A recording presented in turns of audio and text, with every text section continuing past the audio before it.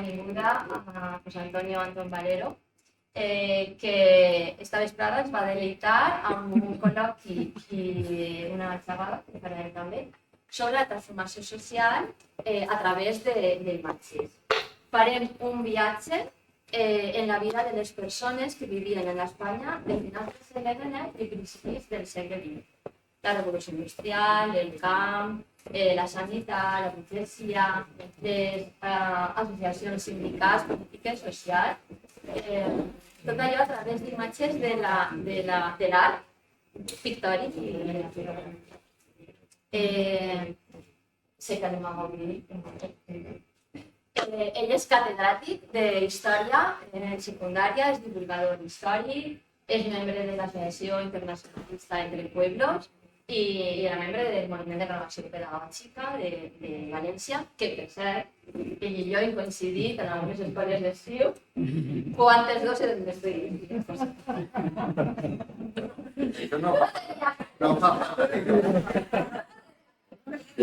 Se va reproduccionar igualment. Aleshores, quan ja li donem pas a ell, vull agrair-te de tot cor que estigués per a nosaltres i per aprendre i a gaudir.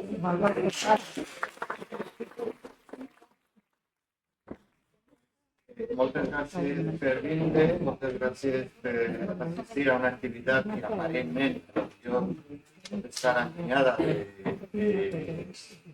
pràctiques més de carrer, de veïnals, de reivindicacions, etc. Però tal vegada el que anem a veure sí que té que veure amb el que estem fent en l'actualitat en el barri, en la Rosa, en les reivindicacions. I després perquè també és molt important, crec jo, tindre una referència del passat per a saber per què estem ací. Estem ací en els drets conquistats per les lluites socials, entre altres coses perquè altres persones en altres èpoques han lluitat. I si no ho fem nosaltres, doncs probablement els que vinguin darrere tampoc podran gaudir, ahir sí, de drets i de millores de cada persona.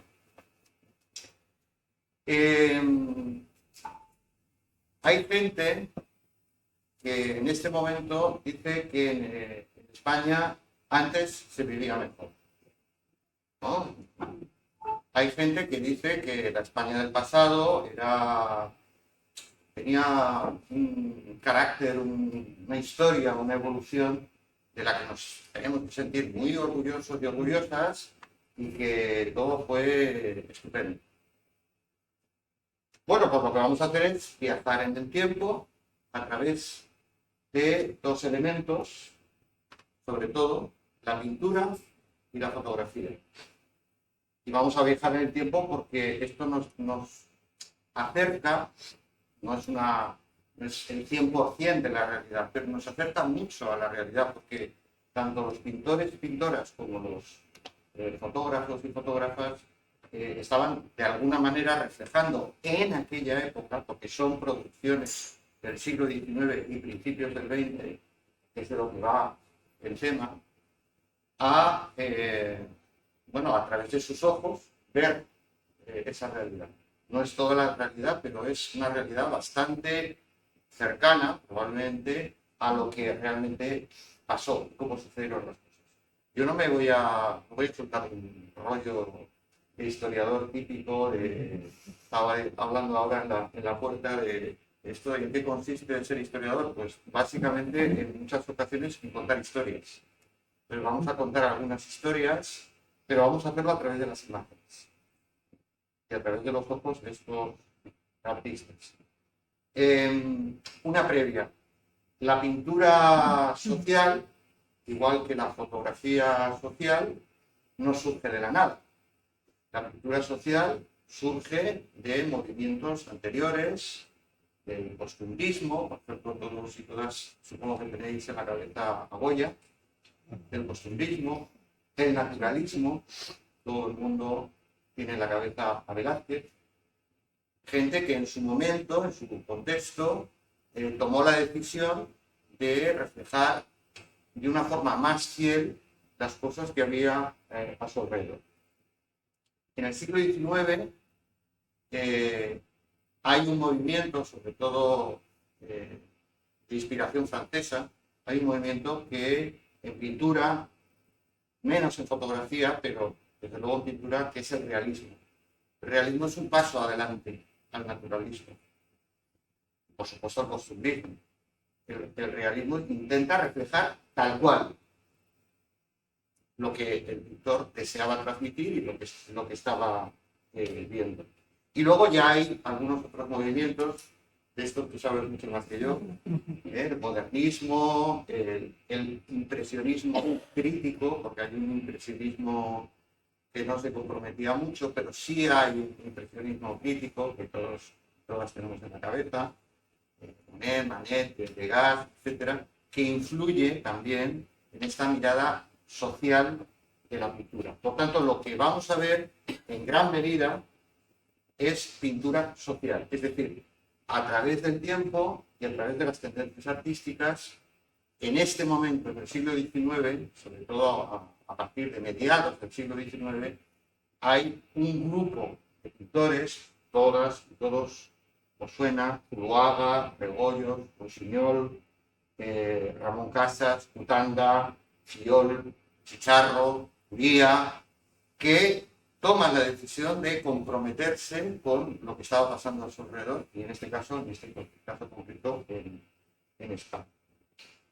La fotografía que vamos a ver es posible porque todas y todos sabéis, y desde luego tú el que más, que el daguerrotipo, la primera fotografía es del año 1839 y que luego viene la fototipia, 1870, y que luego viene el fotograbado, 1888, y que luego ya viene la mecánica de traslación de la imagen a la prensa, sobre todo era por los periódicos, que es ya a finales de siglo, y que acaba en el 1900 más o menos en lo que podríamos llamar hoy en día, y que quizá entendemos más como fotoperiodismo.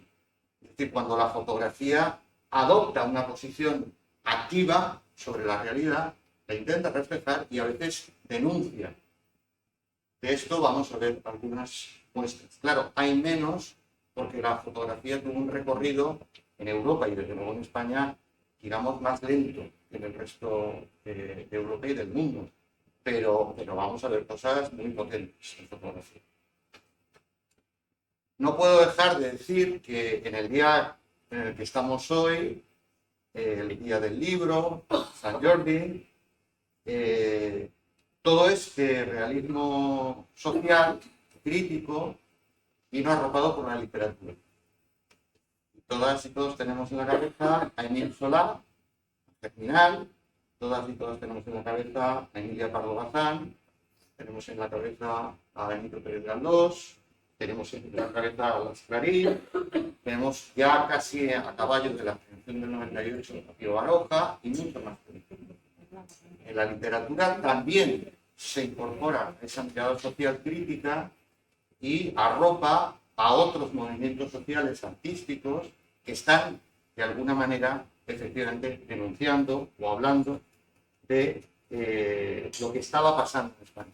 Y por último, lo que vamos a ver, no nos andemos con tonterías, es la instauración del capitalismo en España. ¿Cómo se instauró el capitalismo? ¿Cómo fue no solo la revolución industrial, también la necesaria y nunca conseguida reforma agraria o los cambios sociales en relación a la infancia, a la mujer? Entonces lo que vamos a ver es cómo el capitalismo se va instaurando a partir de principios del siglo XIX. Ya había algunos atisbos del siglo XVIII, pero como sistema social y económico es el siglo XIX. ¿Y qué resultados tiene este capitalismo? Entonces, lo que vamos a ver en realidad es eso. Por lo menos, nos podríamos quedar en las pinturas, en los colores. Yo no voy a hacer un comentario pictórico. Me voy a centrar, evidentemente, en la parte social. Y empezamos.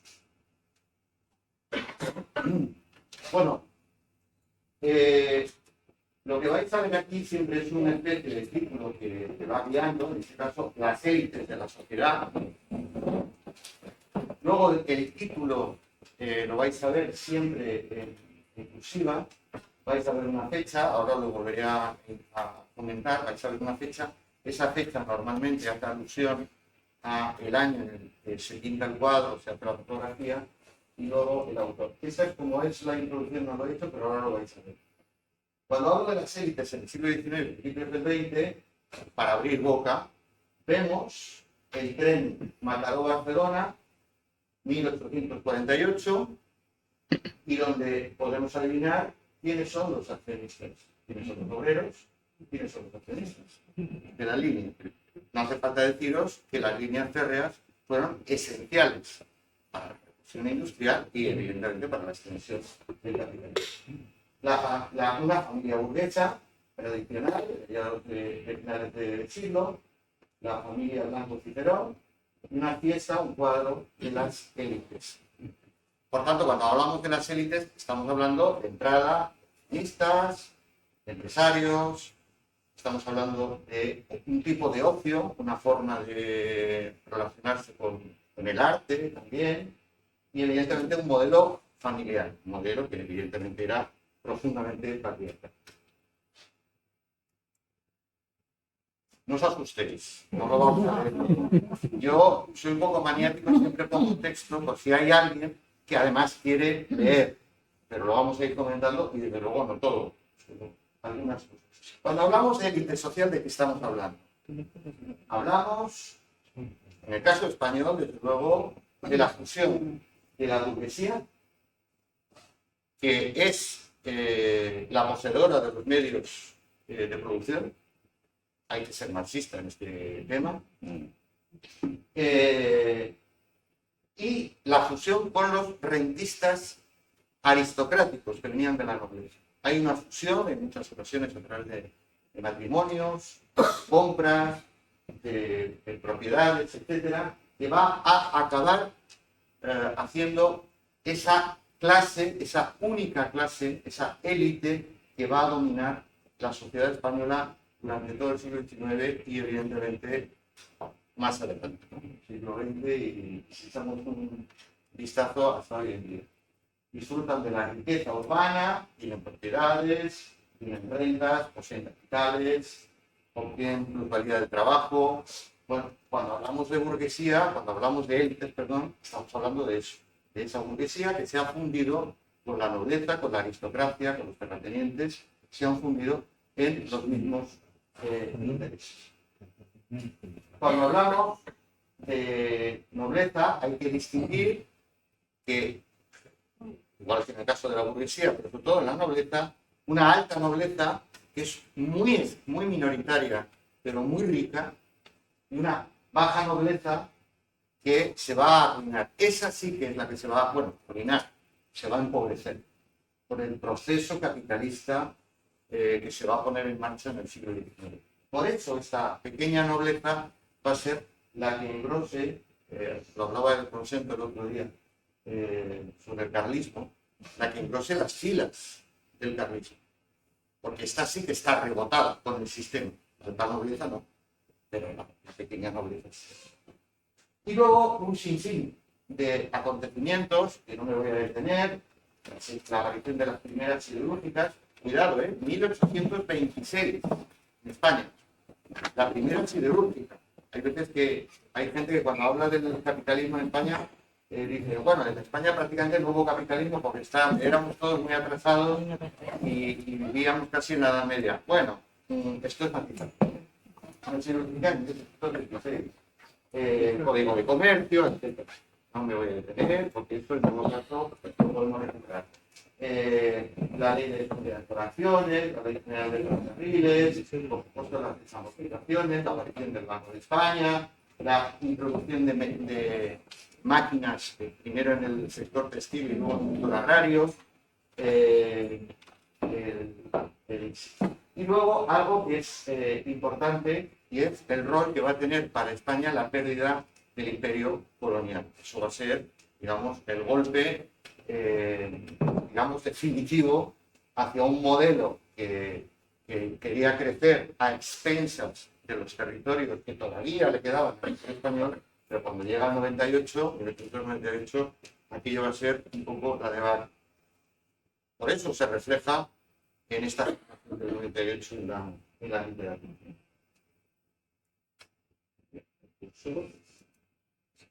Y empezamos. Os decía antes, aquí está el título original.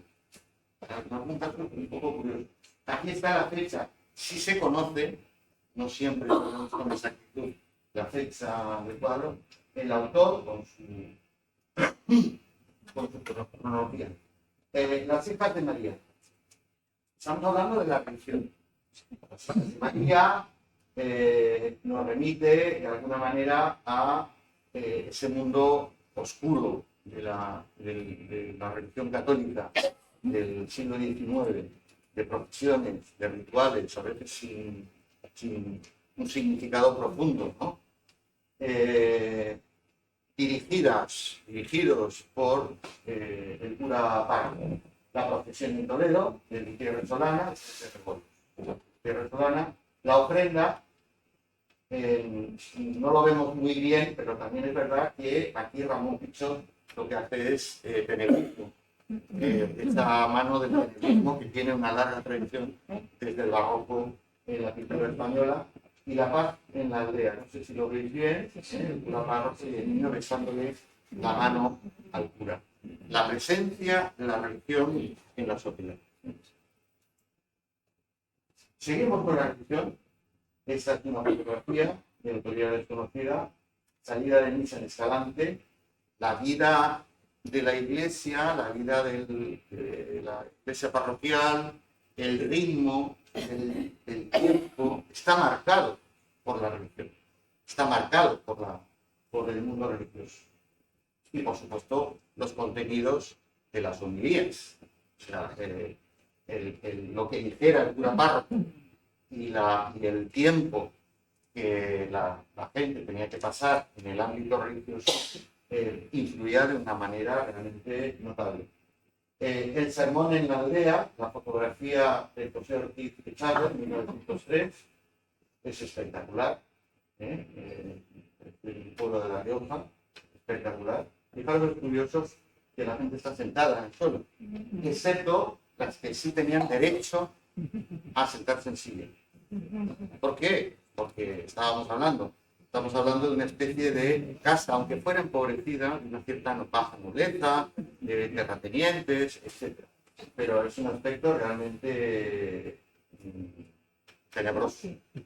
Y luego no podía dejar de poner una fotografía también de autoría desconocida, 1890, 1900. Eso quiere decir que no se sabe exactamente cuándo es.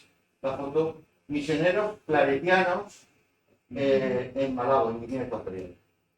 En la labor de la iglesia, también fuera de las fronteras, ¿no? La religión, la iglesia católica no era una cuestión solo de conciencia, no era una cuestión solo de fe, era una cuestión de poder. Porque era la otra muleta en el que, en este caso, el poder, tanto en lo interno como en las colonias, el poder se asentaba.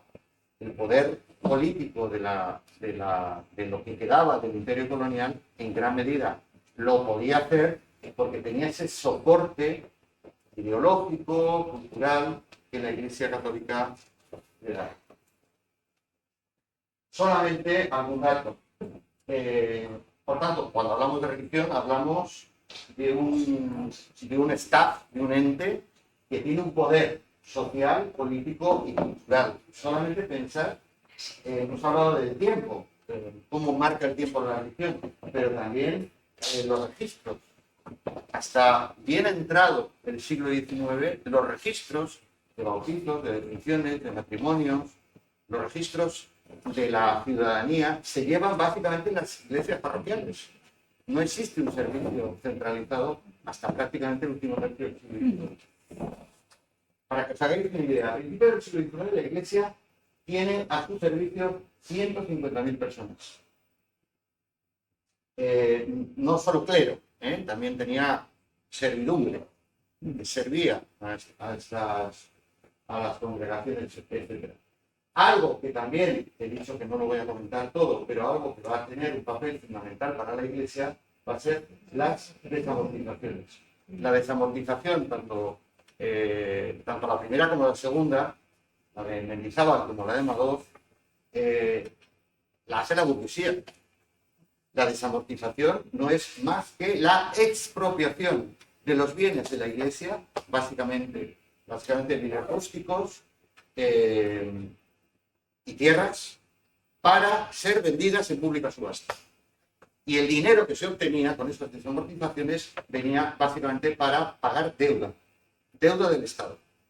Es así de crudo. La burguesía y la nobleza que se pavoneaban por los religiosos y católicos que eran, son los que pusieron en marcha las desamortizaciones. Quien expropió a la Iglesia para sufragar gastos diversos. En el caso de la desamortización de Mendizábal, en gran medida era la deuda adquirida durante la mal llamada Guerra de la Independencia Española contra los franceses, y en el caso de Madoz, claramente es una desamortización para financiar el ferrocarril, para financiar bancos. Era una desamortización, evidentemente, para enjugar deuda pública, porque la deuda a lo largo de todo el siglo XIX, la deuda española era catastrófica, era una cosa que nunca se pudo arreglar. Las desamortizaciones, por tanto, le dieron un mazazo a la propiedad de bienes que tenía la Iglesia Católica. Claro, todo el mundo pensará, ¿y entonces qué hizo la Iglesia? Pues lo que ha hecho siempre, lo que sigue haciendo. Pactó con el poder y buscó otro mecanismo para financiarse. Y ese mecanismo era un impuesto de culto y clero. Era un impuesto. Y ese impuesto era el que iba dirigido a financiar a la Iglesia. Evidentemente, no todos los conventos, no todas las iglesias, mucho menos, se expropiaron. Se expropiaron muchas, no todas. De hecho, en las listas desamortizadoras siempre sobraban edificios y propiedades que no se pudieron llegar a vender. Pero esto sí fue un cambio de chip respecto a cómo la Iglesia Católica se tuvo que reorganizar su financiación para seguir viviendo, a pesar de lo cual su influencia política y cultural siguió siendo fundamental. Solamente voy a aludir, por contar una anécdota, que Isabel II, la reina Isabel II, tenía a su servicio en su pequeña corte de Madrid al padre Claret y a Sor Patrocinio. El padre Claret era el que, digamos, la acompañaba y le contaba sus pecadillos. Ya sabéis, la fama que tenía Isabel II, que tenía un trato muy cercano con sus guardias de corps, con sus generales, con todo el que se pillaba por delante. Entonces, el padre Claret, hacía confesión, igual que Sor Patrocinio, y la aconsejaba en asuntos de Estado. Es decir, que cuando había algún asunto de Estado, la reina de España se lo consultaba a este individuo, al padre Claret. Y Sor Patrocinio, lo mismo, con la diferencia, diréis, esta monja que hacía ahí. Bueno, pues esta monja, aparte de hacerse por las noches, reabrirse las heridas en las manos para hacer parecer que era un milagro, los clavos de Cristo, era un milagro, y entonces eso le daba un caché que le permitía poder tener una presencia y una influencia y un poder. Esta era la influencia de la Iglesia, muy cercana directamente a la realeza. Es verdad que el censo baja en 1860, 42.700, pero sigue siendo para la población una presencia muy importante. Y luego, aquello de la Iglesia no se mete en política. 1881 ya crea su partido político, la Unión Católica. La Iglesia Católica crea su partido político en 1881 para entrar en política y apoyar a los partidos conservadores en una línea, os podéis imaginar, bastante... El papel de la mujer. Bueno, no sorprende a nadie que evidentemente la mujer, en términos generales, en el siglo XIX, tiene una condición subsidiaria, dependiente, sometida al mundo masculino, pero también es verdad que las mujeres burguesas, digamos, tienen algún matiz, ¿no? Las mujeres burguesas o de la aristocracia tienen una, evidentemente tienen que ser sumisas, tienen que estar educadas, orientadas hacia el matrimonio, hacia la procreación y hacia las tareas domésticas. Prácticamente no hay mujeres burguesas, excepto algún caso de intelectuales, como Emilia Pardo Bazán, de intelectuales que rompen el molde y hacen un enfoque totalmente diferente al papel de la mujer. Pero las mujeres de clase obrera, además, por supuesto que tenían un rol orientado a la procreación, al cuidado, etcétera, pero también como fuerza de trabajo interno y como fuerza de trabajo externo, es decir, también salían a trabajar fuera porque hacía falta. Estamos hablando de campesinas y de trabajadoras obreras. Un pequeño dato, en 1849 la esperanza de vida de una mujer rica era de algo más de 34 años. La esperanza de vida de una jornalera era de 27 años.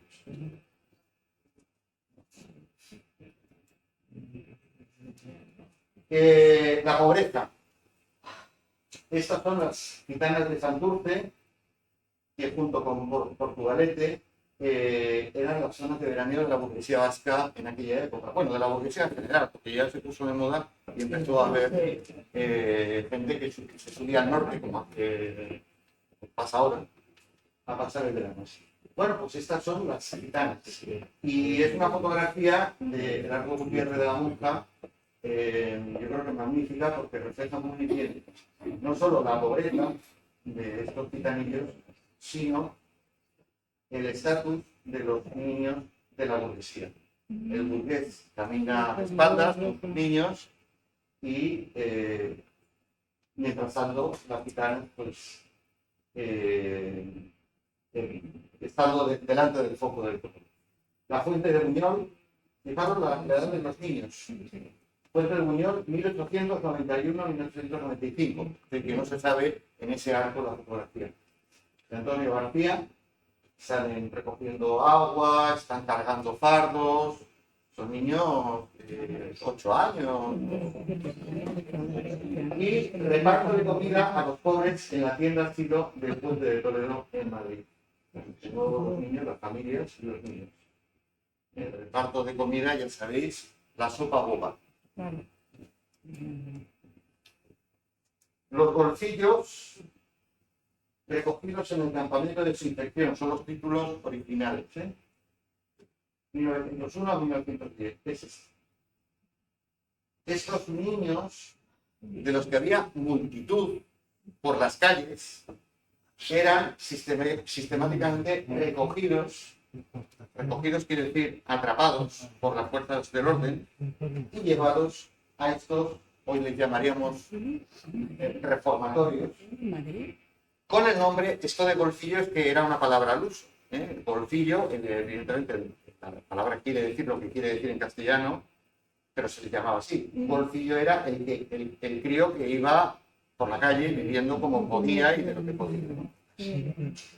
El asilo de golfos de Portacoeli, en Madrid, 1916. Ahí los veis, trabajando. No solo, si es verdad que en estos reformatorios se les daba las primeras letras, se llamaba, es decir, se les intentaba enseñar a leer y a escribir de alguna manera, pero evidentemente el resto de tiempo estaban trabajando. Pero evidentemente no recibían ningún salario. Ese tipo de asilos y de campamentos, en su inmensa mayoría, estaban regidos por la Iglesia y subvencionados por el Estado. Y madres necesitadas que con sus hijos acuden a comer al asilo de Nuestra Señora de los Ángeles en Málaga, 1904. Fijaros cómo está esta especie de comedor social atestado por las madres y los niños. Y tiene la retranca de que este lugar, que había sido psiquiátrico y lazareto, también, estaba dedicado a Alfonso XIII de Borbón, un rey que precisamente no vivía en la indigencia, ¿no? Ya veremos alguna cosa más de si tuviéramos que resumir, tenemos que hablar de hambre en términos generales, de mendicidad, tenemos que hablar de proletarización, es decir, de campesinos que tienen que viajar a las ciudades a buscarse la vida como asalariados y malvivir, de entornos urbanos en los que falta de todo, higiene, donde hay miseria, donde hay enfermedad, donde hay explotación infantil. Tenemos que hablar de un Estado en el siglo XIX que empieza a plantearse que algo hay que hacer con esta realidad de miseria y de pobreza, que se lo reparte entre el Estado, los ayuntamientos y las diputaciones, las casas de locos, las casas de sordomudos y de ciegos, los manicomios, los hospicios, este tipo de centros para repartir comida. Pero hay que decir también una cosa, la pobreza, como siempre, en el siglo XIX en España afectó fundamentalmente a las mujeres, fundamentalmente. Dentro de las mujeres, a las viudas, claro, porque viudas no tenían apoyo de otra persona para subsistir y frecuentemente tenían niños. A los niños, especialmente a los expósitos, a los que no tenían padres o los habían abandonado, que eran la inmensa mayoría de los casos, y evidentemente los ancianos. Eso es lo que estaba pasando en la sociedad española y la inmensa mayoría de la sociedad española de la época. Para esto se piensan en instituciones benéficas que tienen subvenciones de ayuntamientos, estados, diputaciones, y que están atendidas normalmente por órdenes religiosas. Por eso os decía que cuando la Iglesia Católica pierde sus propiedades, reconvierte hacia la educación y hacia el ámbito de lo que hoy podríamos llamar servicios sociales, reconvierte su actividad porque recibe también fuentes de ingresos por parte del Estado y de las instituciones. La primera ley de mendicidad es de 1903. La primera ley de protección de la infancia es de 1904. Ninguna de las dos, resolvió el problema, iba a intentar resolverlo de raíz, en lo absoluto. Incluso algunas de esas leyes, como es la de protección de la infancia, no se puso en marcha hasta 4 años después. Esto nos da una idea de el poco interés que el Estado y la sociedad de las élites le prestaban realmente a la situación de la pobreza. Sí que había algo que le molestaban a las élites, que era que la mendicidad estuviera en la calle. La salud, la sanidad y la muerte.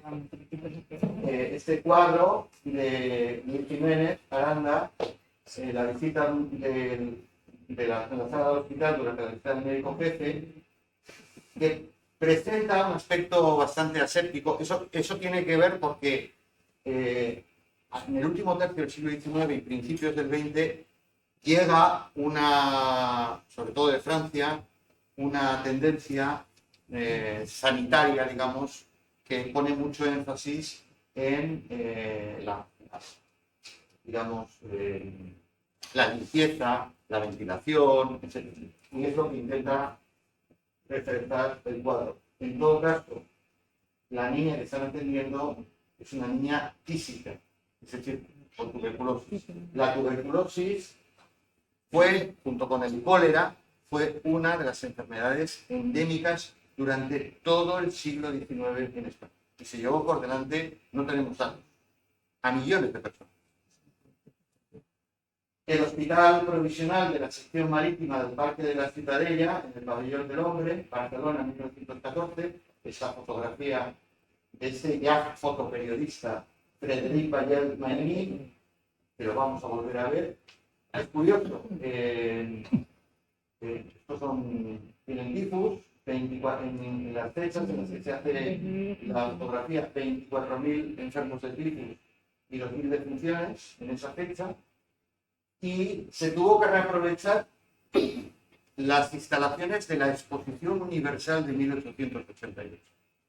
Es decir, España poco antes celebra los fastos de la Exposición Universal, no sé si recordáis estas exposiciones en Europa, España hizo la suya, y pocos años después tiene que reutilizar las instalaciones para intentar atender, no a todos, de tifus, de tuberculosis, etcétera, a una enorme cantidad de población. Y luego este cuadro de Paternina, 1892, la visita de la madre al hospital. El drama de las familias trabajadoras, de las familias obreras, campesinas, el drama de ver enfermar al hijo. Todos y todas, supongo, tenemos alguna experiencia directa o cercana de enfermar al hijo y que se vaya muriendo, ¿no? La cuna vacía, seguimos con ese drama. La cuna vacía refleja este cuadro de 1892, Luis Menéndez de Pidal, que refleja el drama de la familia y encubre un problema añadido a las familias pobres, en este caso campesinas, y era cómo financiar el enterramiento del niño fallecido. Porque si no había recursos, y era en la inmensa mayoría de los casos, si no había recursos, iba a ir o a una fosa común o a una zona sin identificar prácticamente en las cercanías de la iglesia, si no había recursos. Entonces había como un sobreesfuerzo de toda la familia para poder ayudar y aportar dinero para el enterramiento, y luego pues el golpe emocional, ¿no?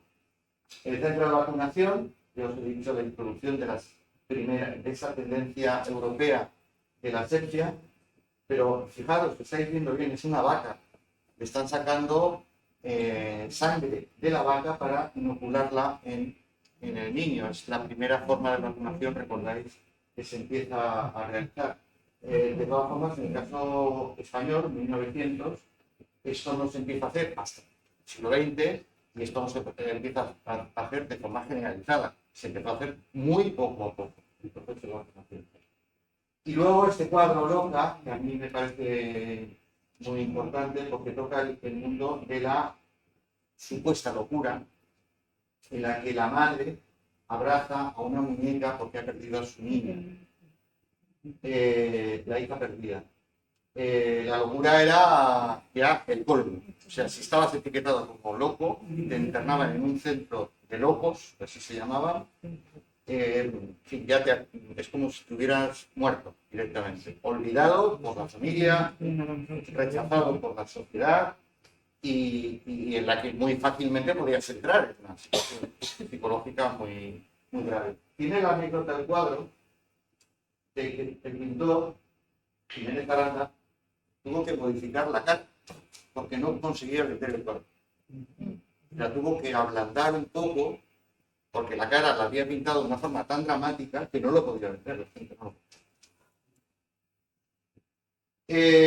A ver, salud, sanidad, muerte. Pues claro, las condiciones miserables, los barrios hacinados, falta de agua corriente, falta de alcantarillado, mala alimentación, trabajo agotador, 12, 14 horas, 6 días a la semana, alcoholismo, era la droga barata en la época para poder aguantar la situación. Os pongo la anécdota de la Vall de Boí, en el Pirineo catalán, a principios del siglo. El cretinismo. El cretinismo, sabéis, que es una disminución de la estatura, modificación del cerebro, pérdida de capacidad cognitiva. Bueno, eso fue generalizado en toda la Vall de Boí. La hipercoherencia, alta mortalidad, todas esas patologías son, en realidad, tienen un origen de clase. Porque evidentemente las élites no sufrían estas patologías de la misma manera. ¿Quiere decirse que no se moría algún rico de cólera? Claro. O de peste, sí. O de tuberculosis. Pero desde luego no de la misma manera, porque ahí está influyendo el entorno, la zona, el barrio, la alimentación, etc. Y luego me bajo aquí a la prostitución, porque vamos a verlo. La prostitución es tratada de una manera, como yo creo que casi siempre ha ocurrido, de una manera equívoca, yo creo que no sería la palabra, con doble moral. Porque por un lado, por supuesto, las creencias católicas, la propia Iglesia y las élites que supuestamente defendían esa moral, por un lado se rechazaban. Pero había permisividad, había casas de citas. Había la cartilla sanitaria de las prostitutas, con fotografía incluida, con sus características, pero que servía no tanto o no solo para el control sanitario, sino también para el control social de las prostitutas. O sea que estamos en una sociedad que rechaza la prostitución, que en realidad la permite dentro de su sociedad, pero que vigila y controla de una manera, tener una cartilla con tu foto y con tus fichas de... Aquí tenéis el estudio para el cartel de la sífilis de Ramón Cajas, un pintor que a mí me encanta.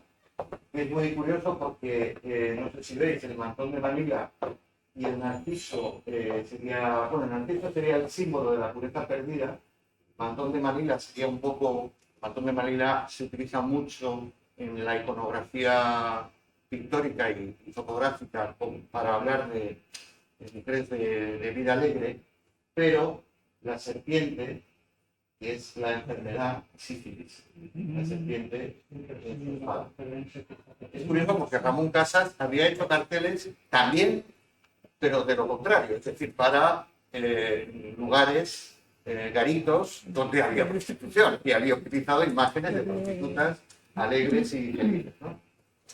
La esclava de Gonzalo Bilbao, que alude a la esclava que lleva en la mano, que hay un doble discurso, ¿no? Están esclavizadas, al fondo la alcahueta y probablemente Adán, probablemente el cliente. Y luego de Zuloaga, en 1906, la Celestina. La Celestina está aquí. Esa es la prostituta, ahí se nota muchísimo la influencia del Velázquez, en un segundo plano, en la que probablemente están llegando a un acuerdo, ¿no? con otra. El interior, esta es una fotografía de autoría desconocida, el prostíbulo de Barcelona, 1915. Este tipo de fotografías, igual que este de Pere Casas, que el título es Selección, intenta recrear un harén, ¿no? Este tipo de fotografías se repartían en forma de postales. Era un poco la pornografía, digamos, de la época. Y luego la prostituta del gobierno de la calle La Sopa de Sevilla. La migración. Tenemos el cuadro de Ventura Álvarez Sala, 1908. Hay que pensar, están embarcando desde una barcaza. Hay que pensar que hasta prácticamente principios del siglo XX, los grandes puertos españoles no estaban preparados para embarcar digamos, en la zona de muelles. Había que embarcar en una barca, parte un poco la vida para embarcar luego con todos sus barcos en el buque, ¿no? Esta fotografía de Valley, Maimí, el embarque de migrantes hacia América del Sur, en el puerto de Barcelona, no son pocos, estamos hablando de unos 150.000 al año. Hay cálculos de mediados del siglo, 1860 y principios del siglo XX que oscilan entre 3 y 5 millones de españoles emigrados. y buscando, este es un dibujo de Romero de Torres, buscando paz. Bueno, esto es lo que ya hemos estado diciendo. Hasta 1888 no hay una real orden sobre inmigración. Real orden que lo que pretendía era pedir documentación. Ahora que estamos en el proceso de regularización, pedir documentación. A pesar de lo cual, y aunque se modificó poco más tarde, en 1902, siguió habiendo inmigración clandestina. Porque eran muchos documentos, era mucho dinero y la situación en España era absolutamente terrible. Terrible desde el punto de vista económico, la crisis agraria, la crisis industrial, buscando oportunidades. Bueno, sí, claro, buscándose la vida, intentando ayudar a la familia que se quedaba atrás, como ahora, y también huyendo del servicio militar. Muchos jóvenes se marcharon. Y es que la guerra no es poca cosa. No vamos a hacer una relación de todas las guerras, pero España estuvo en guerra permanentemente durante todo el siglo XIX y ya si nos metemos en el XX, imaginar, ¿no? En la primera guerra hispano-marroquí, 10.000 muertos. Estamos hablando de cifras españolas, ¿sí? La primera guerra hispano-cubana, la larga, la de 10 años, 81.000 muertos, soldados españoles. En la tercera guerra carlista, cogiendo todas las tres guerras que hubo, 195.000 muertos. En la guerra, en la última fase de la guerra de Cuba, en la que Estados Unidos se involucra contra España, entre 33 y 50.000 españoles muertos.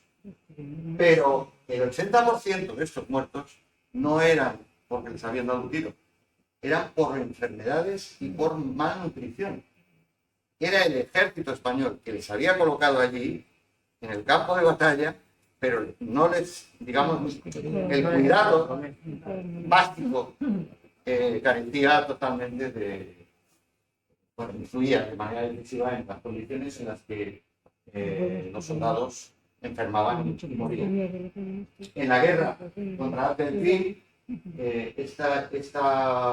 este personaje histórico que fue presidente de la República del Rif, hay gente que se le olvida que estamos hablando de 1921-1926, ya hubo una república árabe independiente en toda la zona del norte de África, que fue la del Rif y que fue la que lideró Abdel. Pues bien, en esa guerra ocurrió la famosa batalla de Anual, un matadero, 11.500 muertos en la batalla.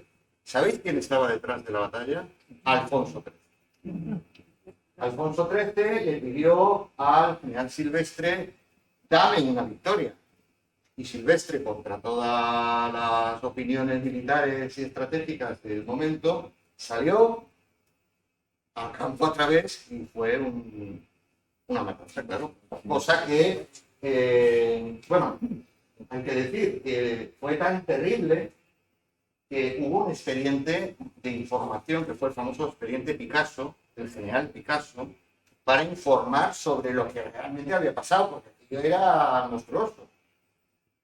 El informe Picasso no llegó a buen puerto, porque el ambiente se estaba caldeando tanto en la sociedad española por la guerra, etcétera, etcétera, qué casualidad que llegó el golpe de Estado de Miguel Primo de Rivera, el papá de José Antonio Primo de Rivera, el líder de Falange de Rajoy. Pues el papá, Miguel Primo de Rivera, da un golpe de Estado, Alfonso XIII da el visto bueno y se inicia la dictadura del Timor.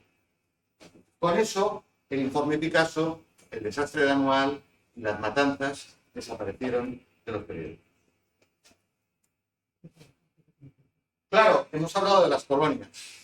En barco de tropas, claro, en las colonias está ese factor de llevar a la muerte a muchísima gente, a la muerte, a la enfermedad, etcétera, de pérdida de una mano de obra joven y capaz, que podría haber hecho muchas cosas en su propio país, pues eso era un desastre, porque era un flujo constante de personas Luego os he puesto aquí el grupo de Pamues de Guinea Ecuatorial, porque claro, está en la parte colonial, están los que se van a hacer la guerra a favor del Imperio Español, pero luego están los que sufren del Imperio Español. Este es un ejemplo. Los Pamues son, estamos hablando de entre 1910 y 1920, porque todos organizan expediciones en Guinea contra los grupos humanos nativos hacia el interior. Esta es una de las fotos de estos grupos. Luego, el mayoral, este es un dibujo, la joya de la corona. Cuba, el mayoral, lo que tiene en la mano el mayoral es el nativo, y los que están debajo son los negros. Y luego el ingenio de Flor de Cuba, del Atlante, que es una litografía de los ingenios. El primer ferrocarril, los primeros ferrocarriles que se construyen dentro del dominio español es en las colonias, para trasladar la caña, el azúcar, el tabaco, el café, para trasladarlas a las costas, a las zonas portuarias. Los ingenios eran auténticas fábricas. Quizá por eso podamos entender mejor la actitud, por qué Estados Unidos interviene en la guerra de Cuba.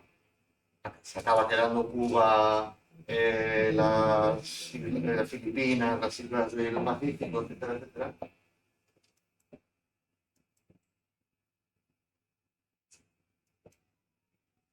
El ingenio de la colina, los negros atendiendo al bagazo. El bagazo era lo que quedaba del corte de caña, estaba como abono, pero son los negros. O sea, estamos hablando de instalaciones donde el esclavismo existía o sobrevivía de manera encubierta.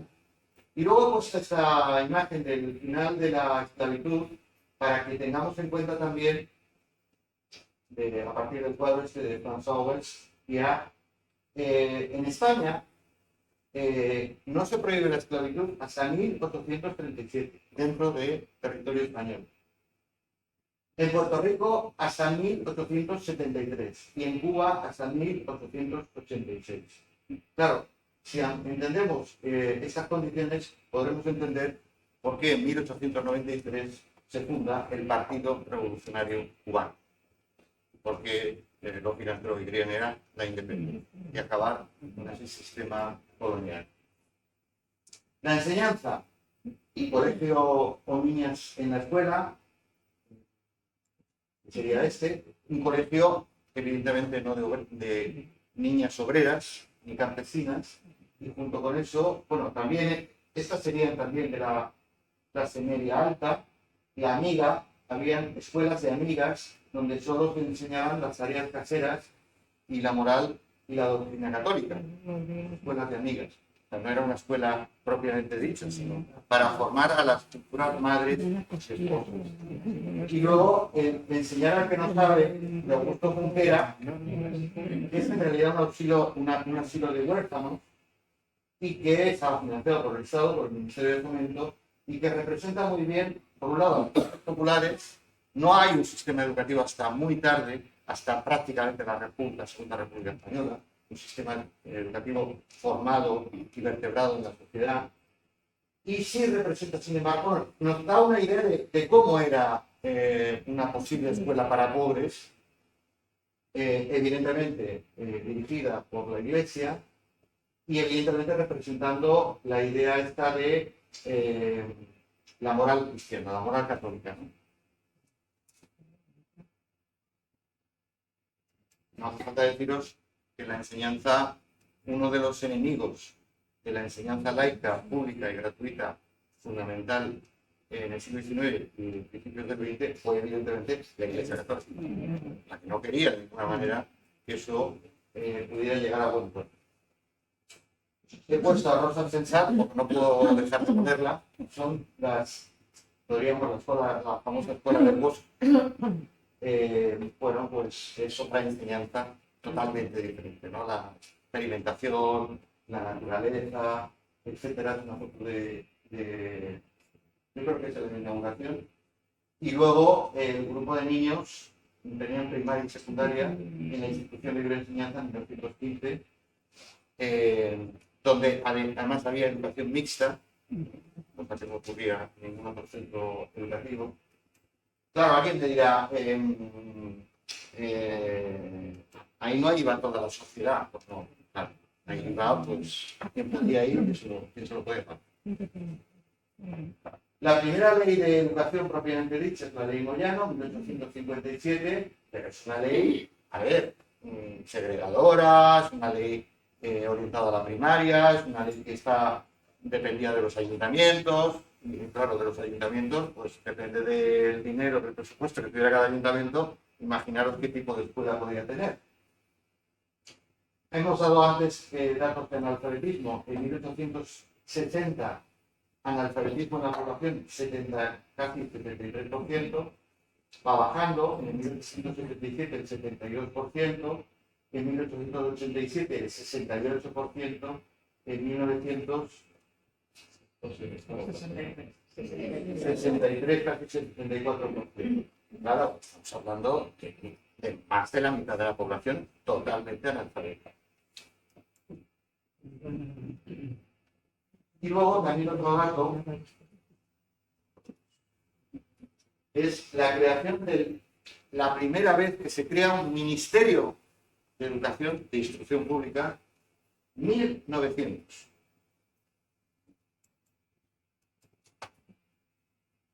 El campo, bueno, pues esta fotografía de Ceballos de León, no hace falta decir quiénes son los trabajadores y quién es el propietario.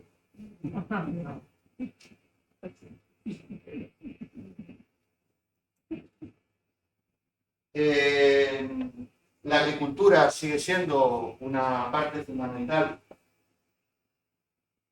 en la economía española a mediados del siglo XIX, 1860, el 72%,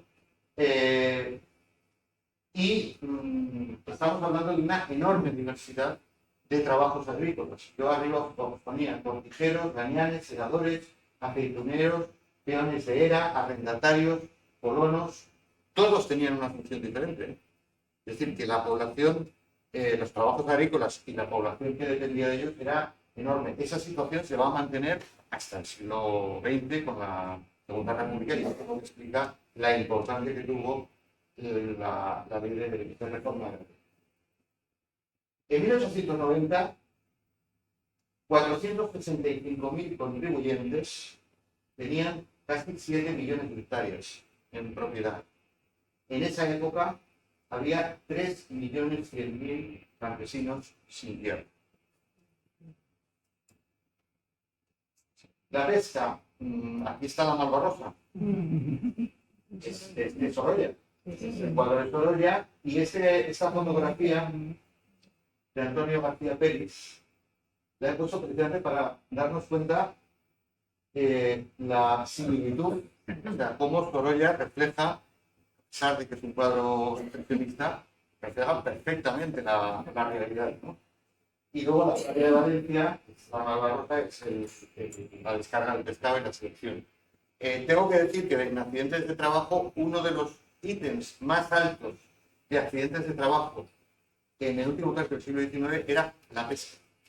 No era ni la industria, ni la construcción, ni la minería, que ya es decir. He escogido para hablar de la industria y los servicios el cuadro de Guinea, la ciega, arrastrar las barcazas por la ría del Bilbao, es de mulos, en realidad.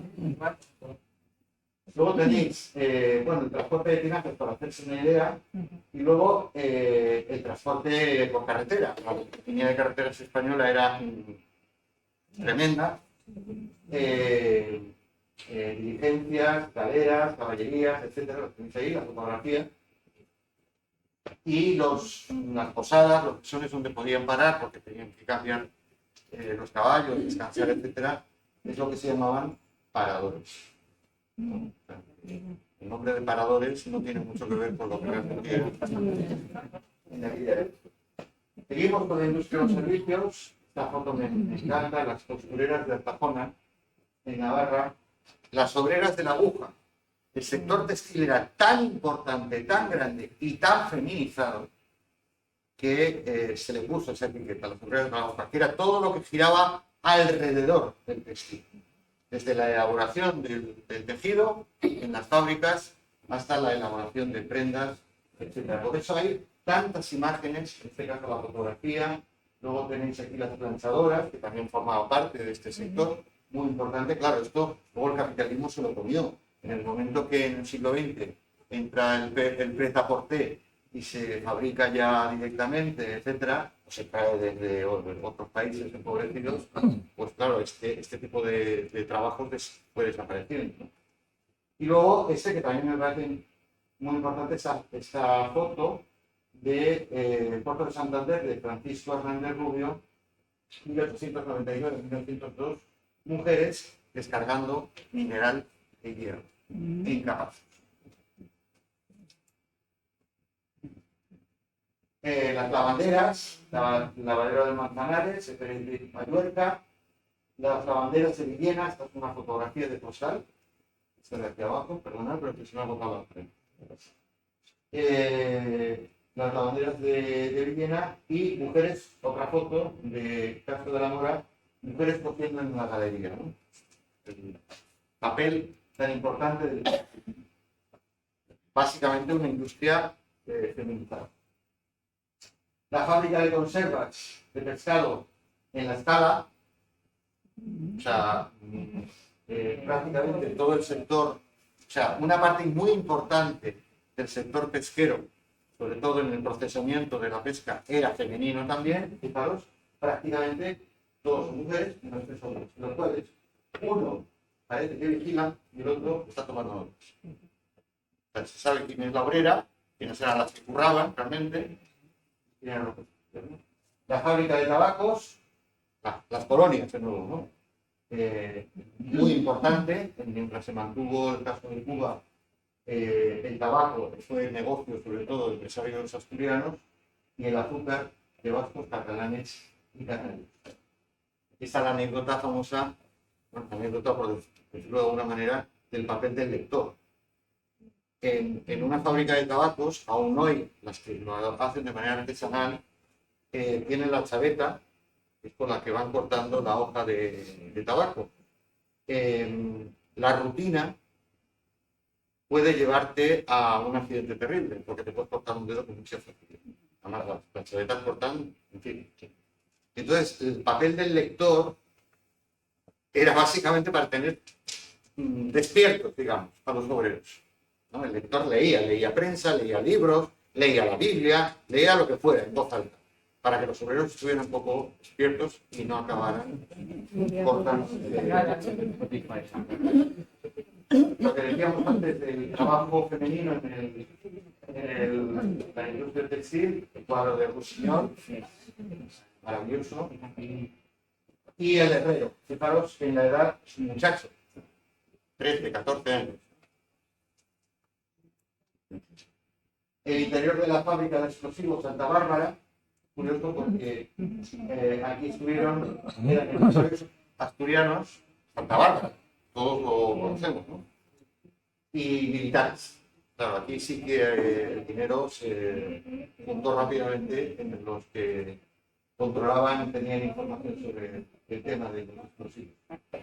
Y crearon una de las primeras grandes factory town, las grandes ciudades factoría, en la que la gran fábrica estaba pegada a las viviendas de los obreros. Cogieron el modelo británico y lo trasladaron al caso español, 1885. Las trabajadoras de la fábrica de hilados de la algodonera de Gijón, 1911, ya con la mecanización. Los obreros del taller de convertidores de acero, ya viene la siderúrgica en Vizcaya, 1895, esa de aquí. El ambiente, yo no sé si habéis entrado una vez a una siderurgia, pero cargado, plomizo, el humo, el polvo en suspensión, ¿no? Que intenta reflejar novicio. El taller de soplado, una fotografía de Julio Peinado, en 1911, pero abajo veis que hay niños. Y la que daba portada del cartel, la niña obrera de Joan Planella en el telar. ¿Por qué cogían niños y niñas estos capitalistas sin escrúpulos? En primer lugar, las niñas eran más baratas que los niños. Los niños y las niñas eran más baratas que los obreros y las obreras. Y los niños y las niñas, especialmente las niñas, tenían una especial habilidad para meter la mano dentro de la máquina cuando había un atasco.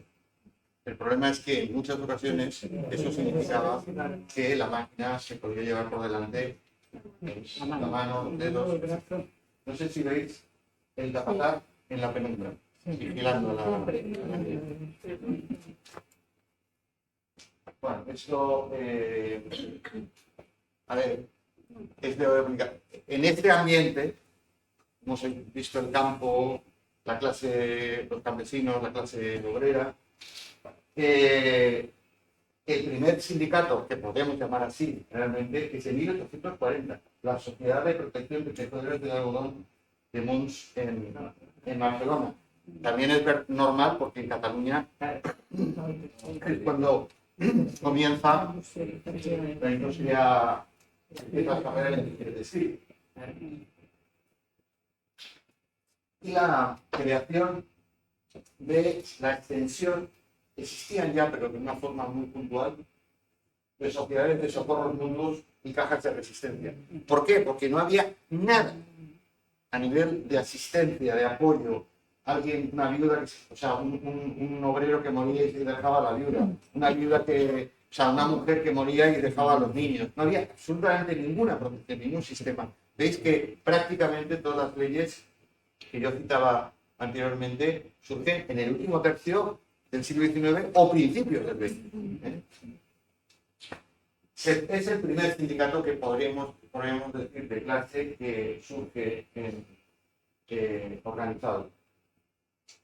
Y luego, bueno, pues la primera huelga general en España, pues 1855. No está mal, ¿eh?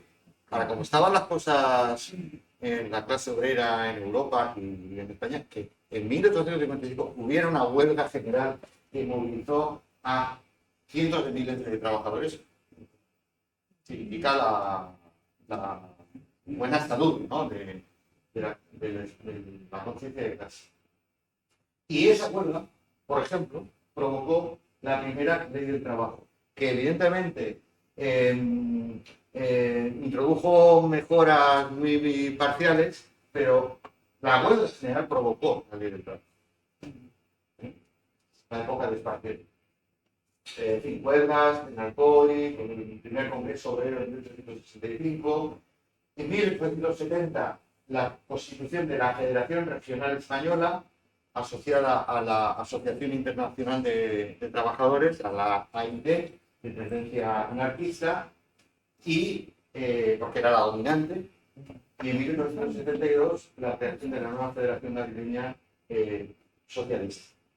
Fijaros, hasta 1873 no hay una ley sobre condiciones de trabajo, la famosa ley penal, que tampoco fue para tirar cohetes, pero hasta 1873. Las primeras leyes de protección para niños de 1878. La primera ley de asociaciones que permitía la creación de sindicatos, 1887.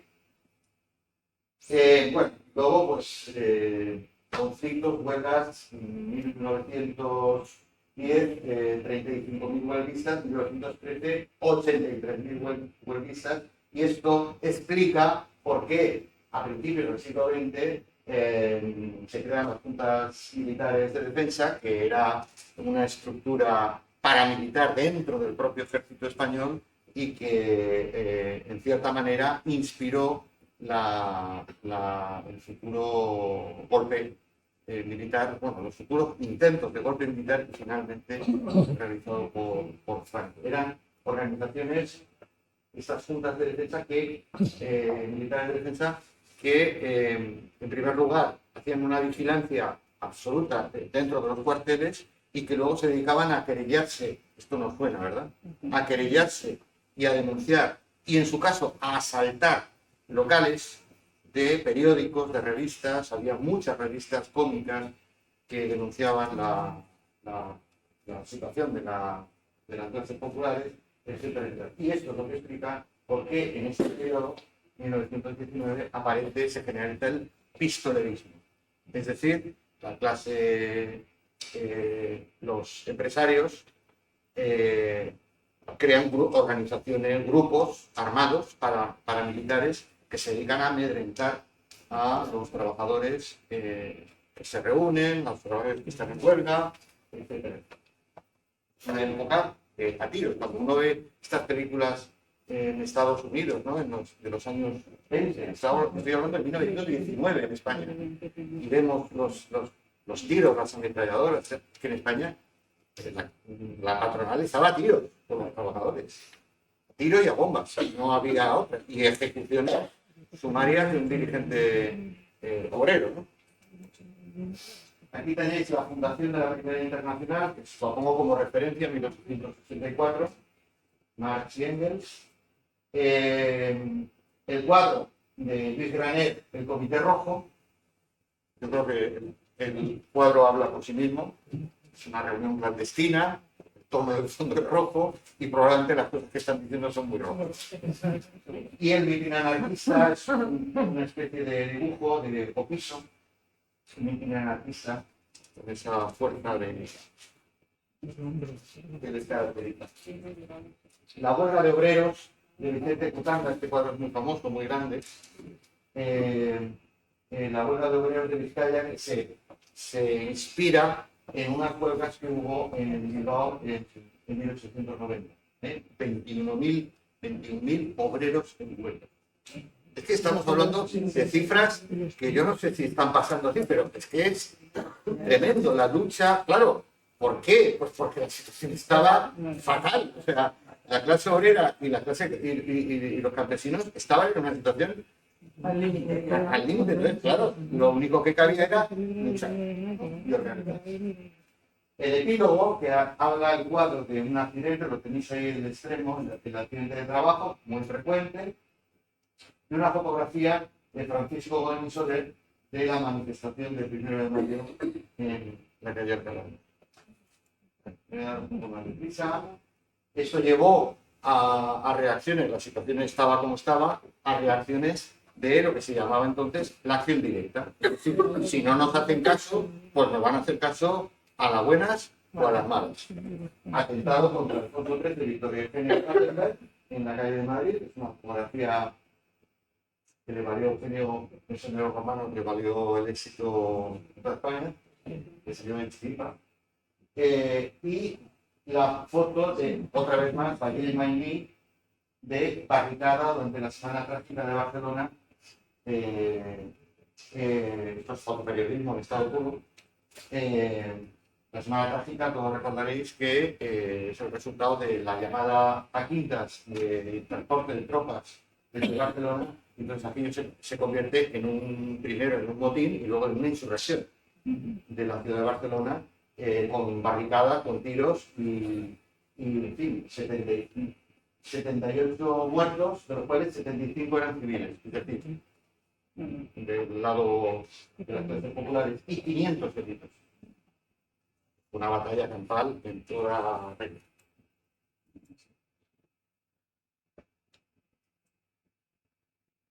El cartel de Sorolla, por cierto, que luego se utilizó para la imagen cuando se proclamó la Segunda República Española.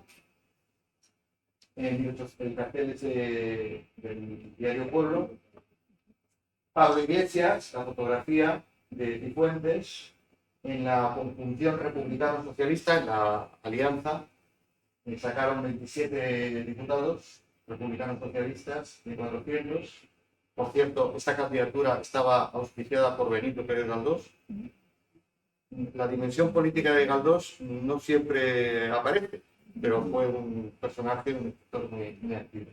Y luego la fotografía de Mella, de José Mella, que fue periodista, traductor y un líder anarquista que tuvo un papel muy importante y que, digamos, ayudó a encaminar, a orientar una parte de la acción anarquista hacia la creación de la CNT, de la Confederación Nacional de Trabajo. Bueno, esto nos salto ya, más o menos ya lo hemos hablado. Bueno, esto es un poco el desarrollo del movimiento obrero en España y en Europa. El primer Congreso Obrero de la Región Española en 1900, la creación de la UGT, 1988, la creación de la CNT en 1911, la creación del Partido Comunista de España en 1920, hasta el golpe de Estado del 1 de enero.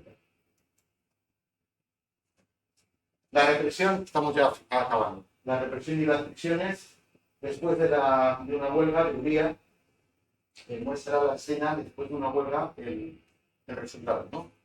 La represión, están los policías al fondo, el muerto, y de Antonio Fillol, que además fue un pintor que tuvo muchísima compromisos con el movimiento obrero y que tiene, es después de la refriega,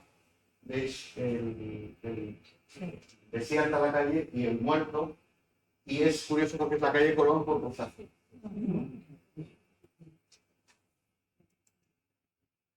La defensa de la choza, a la derecha, de Fillol también. Esto es una alusión, 1895, una alusión a la problemática que cita Blas Ibáñez en La Barraca, en la que los terratenientes quieren echar a los colonos.